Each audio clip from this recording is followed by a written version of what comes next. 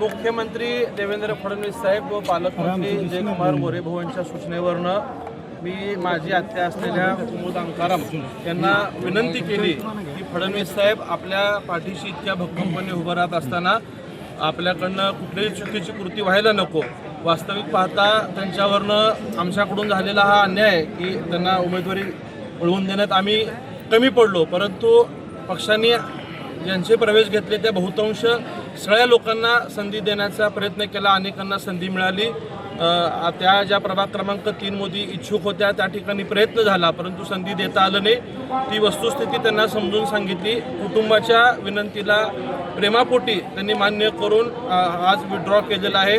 स्वतः फडणवीस साहेबांनी आणि पालकमंत्री गोरेभाऊंनी शब्द दिलेला आहे की जो त्यांच्यावरती अन्याय झाला आहे तो येणाऱ्या काळात पक्ष निश्चितच भरून काढेल आणि ती आम्हा सगळ्यांची जबाबदारी असेल।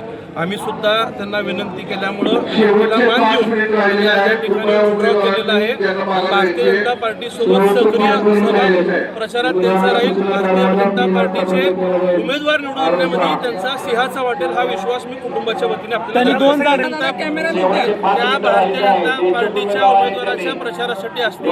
भारतीय जनता पार्टीचा उमेदवार प्रचंड मताने निवडून आणण्यासाठी त्यांचा सिंहाचा वाटा असेल इतका मी तुम्हाला बहुतांश सगळ्या निष्ठावंत लोकांना आम्ही तिन्ही आमदारांनी विनंती केली आहे। अनेक लोकांनी माघार सुद्धा घेतलेली आहे।